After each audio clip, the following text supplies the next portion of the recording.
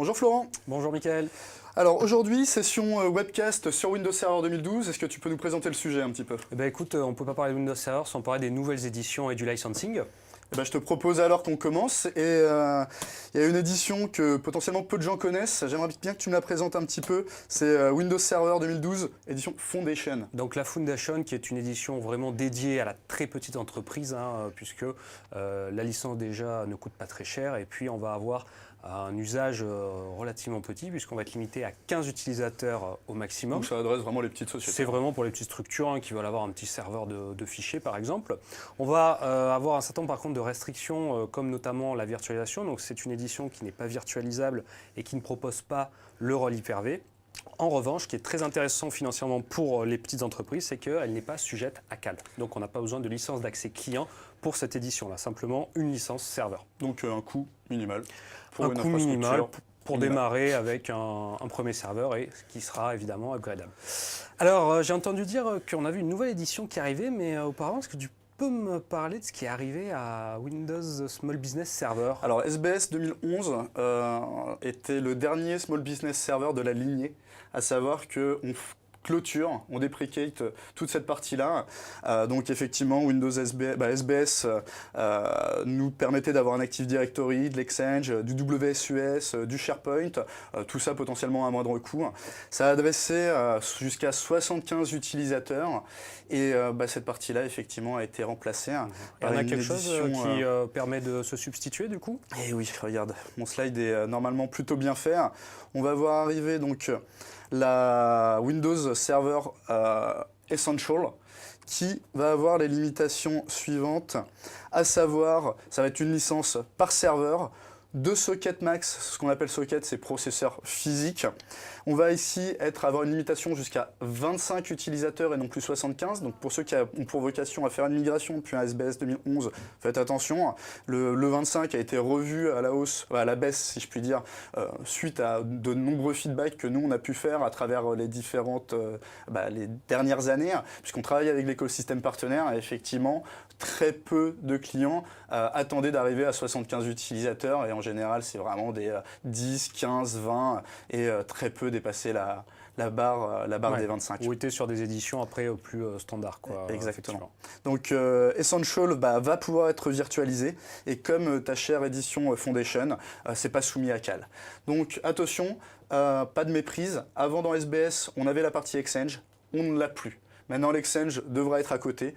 Pour autant, on va pouvoir garder la simplicité d'administration qu'on avait dans du SBS. On va garder tous les connecteurs. On va garder les administrations, les consoles qui simplifient l'administration. Pas forcément besoin de connaître l'Exchange. À partir du moment où ce dernier va être installé, vous retrouvez les mêmes wizards, configurer un utilisateur, avoir la gestion des quotas. Enfin, on va retrouver. Vous connaissez SBS, vous allez connaître Essential. Le tout, c'est d'avoir un serveur Exchange qui va être à côté. Donc effectivement, un coût de licence supplémentaire par rapport à ça, ne pas l'oublier. Alors ensuite, on continue et on retrouve cette fois-ci les éditions plus classiques, donc déjà l'édition standard. Édition standard donc qui vous donne pour le coup maintenant toutes les fonctionnalités de Windows Server, donc il n'y a plus de restrictions par rapport à des éditions qui seraient au-dessus et qu'on va voir juste après. En termes de licensing, donc cette édition-là, par contre, va être cette fois-ci soumise aux licences d'accès client, donc traditionnelles comme on connaît.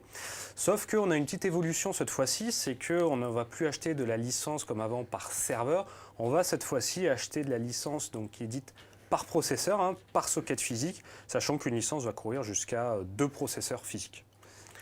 Et ensuite, est-ce que je retrouve une édition, Mickaël, Enterprise ou non, c'est fini? Non, l'édition Enterprise est complètement finie. Maintenant, on simplifié le licensing pour ton plus grand plaisir, puisque tu réponds à des questions de licence accessoirement dans ta vie. Maintenant, retiens bien, tu as l'édition standard et l'édition Data Center. Tu n'as plus de réflexion à avoir par rapport aux fonctionnalités, car on retrouve exactement les mêmes limitations dans chacune des éditions. Donc, à savoir que si tu voulais faire du cluster, ce n'était pas possible en standard à l'époque. Maintenant, avec Windows Server 2012, tu vas retrouver les fonctionnalités de cluster directement dans cette édition et tu vas retrouver donc du coup les mêmes dans Data Center. Retiens juste, c'est fonctionnellement la même chose. La seule chose qui diffère, c'est le licensing. Toi, au niveau de la standard, tu as une limitation donc du coup à 2 processeurs quand tu achètes une licence qui va te permettre d'avoir 2 systèmes d'exploitation en virtuel, d'accord ? deux instances de Windows en virtuel.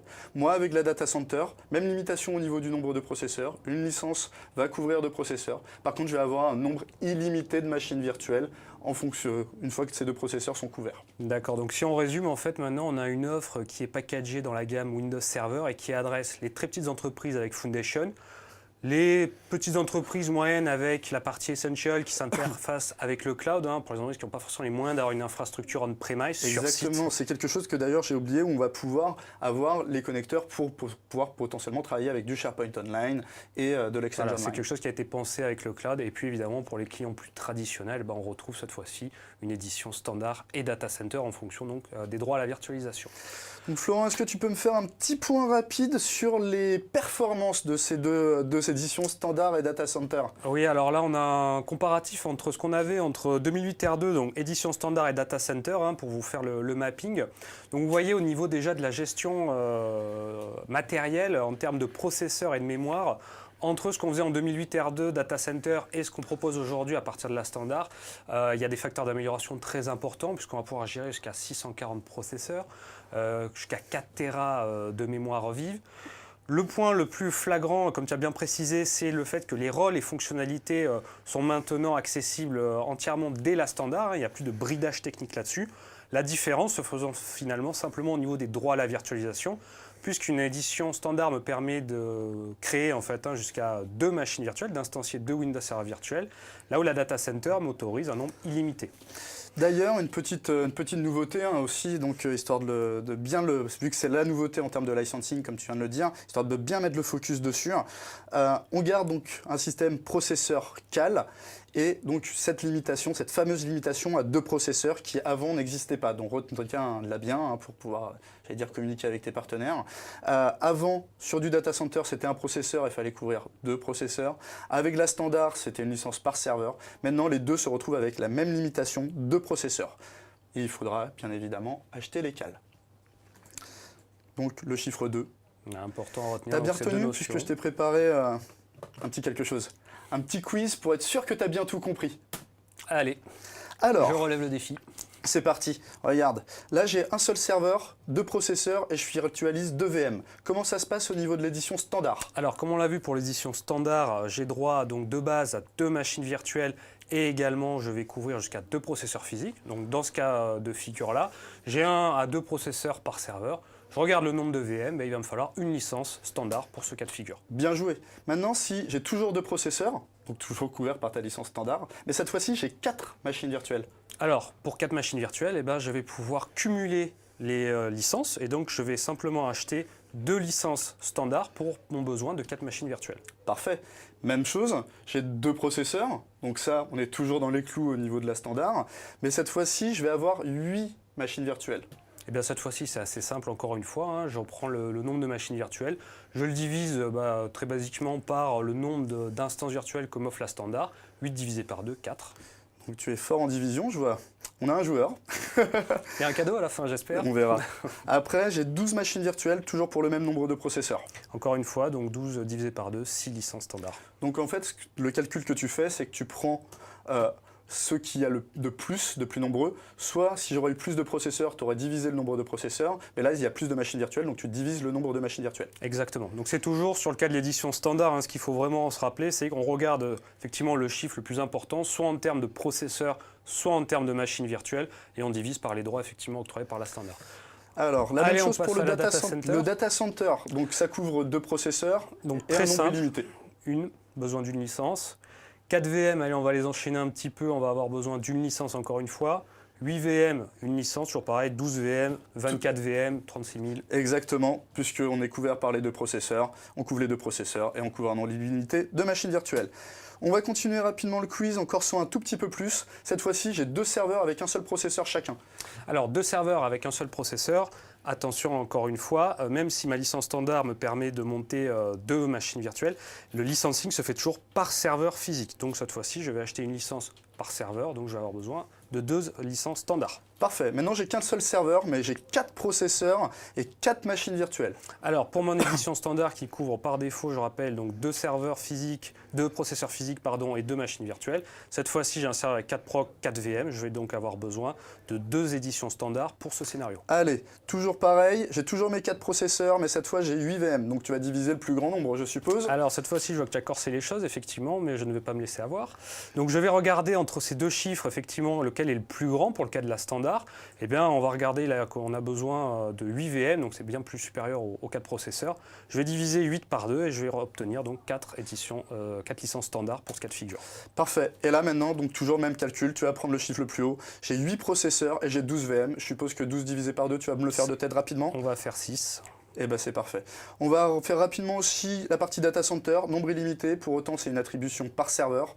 Donc là, 2 serveurs, un processeur donc sur chaque. Encore une fois, 2 licences par serveur. Un serveur avec 4 processeurs et 4 VM, donc peu importe le nombre de VM, je regarde juste les processeurs, j'en ai besoin de 2. Un serveur avec 4 processeurs identiques, 2 licences, et puis 8 processeurs, donc 8 divisé par 2, 4. Eh ben c'est parfait. Le contrat est rempli et je te propose maintenant, vu qu'on parle de contrat, vous avez droit à un droit de downgrade. Oui, alors comme c'était le cas jusqu'à présent, vous pouvez effectivement, si vous avez besoin encore de passer sur les anciennes éditions de Windows Server, rétrograder votre licence. Et si vous partez sur une édition Data Center, vous pouvez revenir vers une édition Data Center Enterprise Standard d'une précédente version de Windows, comme Windows Server 2008 R2. Et si vous êtes sur une standard, vous pouvez downgrader vers Enterprise et vers la standard. Par contre, si je downgrade vers Enterprise, comment ça se passe, Michael, pour mes droits à la virtualisation? C'est exactement ça que je voulais voir. C'est-à-dire que le droit qui s'applique, c'est le droit de Windows Server, c'est le licensing de Windows Server 2012. Donc même si tu as une Enterprise, c'est toujours 2 processeurs, 2 machines virtuelles. Pas plus. Donc c'est pas puisque tu as downgradé en Enterprise que tu vas avoir droit à voir tes 4 anciennes instances de Windows en virtuel. Ce n'est pas comme ça, c'est le licensing de Windows Server 2012 que tu as acheté qui te donne ces privilèges. Et tu downgrades ni plus ni moins que les machines virtuelles que tu aurais eu le droit d'avoir. C'est les droits d'usage du produit actuel finalement. Exactement. D'accord. Et pour répondre à une petite question qu'on nous pose souvent également sur comment je récupère justement mes médias une fois que j'ai downgradé, rétrogradé mon édition, ça se fait tout simplement depuis le site du VLSC. Où vous allez récupérer votre média d'une version précédente de Windows. Florent, je tenais à te remercier pour ce webcast qui nous a permis effectivement de démystifier un petit peu le licensing de Windows Server 2012. Donc je pense qu'on va pouvoir clôturer ce webcast. Est-ce que tu as un petit mot à dire pour nous présenter ce merveilleux numéro de téléphone qui s'affiche? Et comme toujours, si vous avez des projets clients et que vous souhaitez aller un petit peu plus loin ou revoir tout simplement avec nous le licensing, n'hésitez pas toujours à nous appeler donc, au service avant-vente 09 110 01 90 90, le code 01550. Et puis nous retrouver également en direct sur Yammer pour nous poser vos questions. Donc n'hésitez pas à commenter cette vidéo et puis on fera en sorte d'être relativement réactif. Privilégiez le numéro de téléphone si vous avez des questions. Yammer si vous voulez rester connecté. Une bonne journée. À bientôt.